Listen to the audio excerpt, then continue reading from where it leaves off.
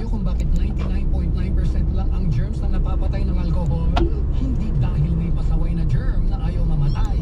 May code on responsible advertising na gumagabay sa lahat ng advertisers. Bawat claim binubusisi para sa ikabubuti ng Filipino consumer. Kapag di totoo, no go. May standards kami, kaya may Ad Standards Council. Learn more at asc.com.ph. Time to dance to the 90s. This is MMF.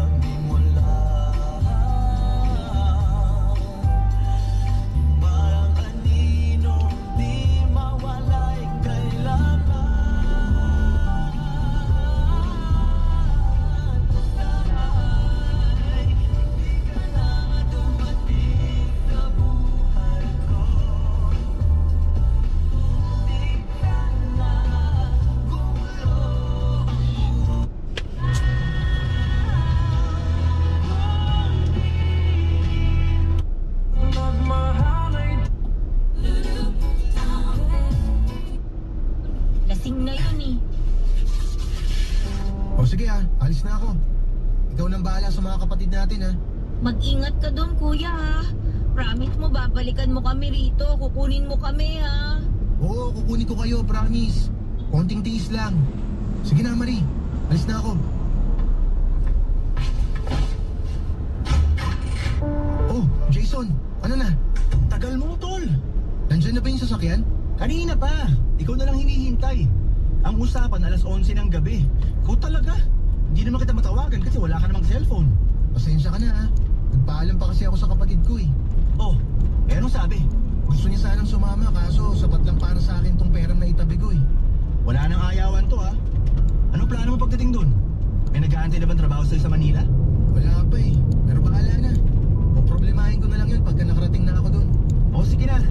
Aalis na yung sasakyan. Nakisuyo lang ako sa tropa ko na isabay ka. Hindi ka na rin nila sisigilan ng pamasahe. Kaya magpasalamat ka na lang sa kanila. Salamat talaga tol Ikaw na munang bahala tumingin sa mga kapatid ko. Sige, mag-ingat ka dun.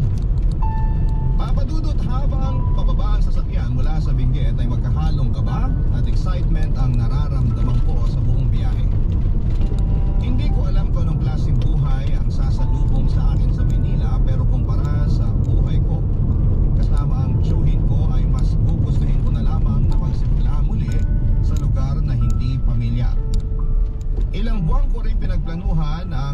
pag-alis ko ng Benguet dahil kailangan ko itong pag-ipunan. Pakiramdam ko noon ay para akong nakatakas mula sa impyerno. Para akong nabigyan ng panibagong pagkakataon para ayusin ang buhay ko.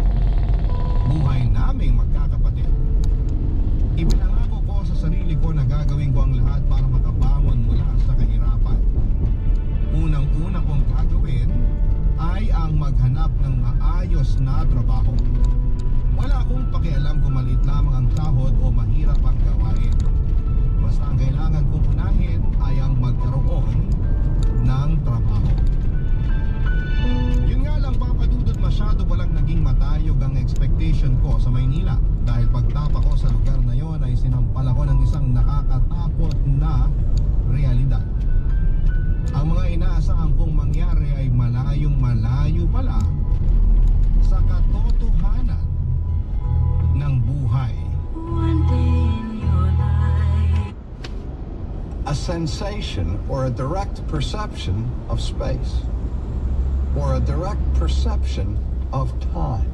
I was in a conversation just the other day with a young man who was asking me what time was. And I said, I don't know. I said, we can define it in terms of some kind of motion of consecutive moments or consequential moments or sequential moments. And I said, but I can't conceive of time except by the relationship of motion to something physical. How do we tell time? We have clock, a physical object, and we have numbers on the face of the clock, and then we have these different hands moving, like the second hand. And I'll often have people stand in front of a clock, and I'll say, it's now 12 o'clock noon, and you see the second hand at the 12, and I said, look down now at the 6.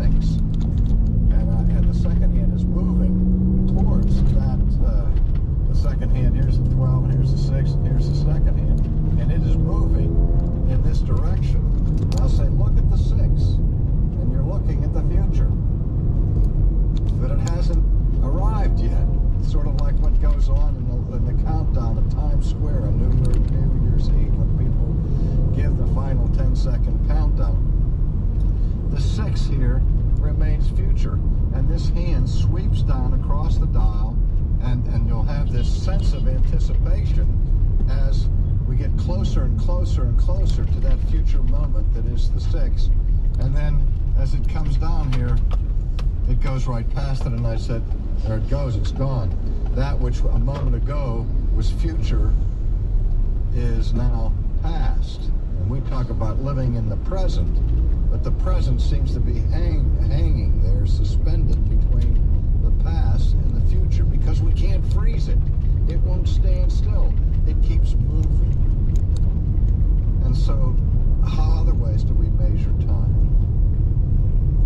We have water clocks, sundials, sand clocks where the sand is sifting through this hourglass. Every way that we have to tell time in our normal experience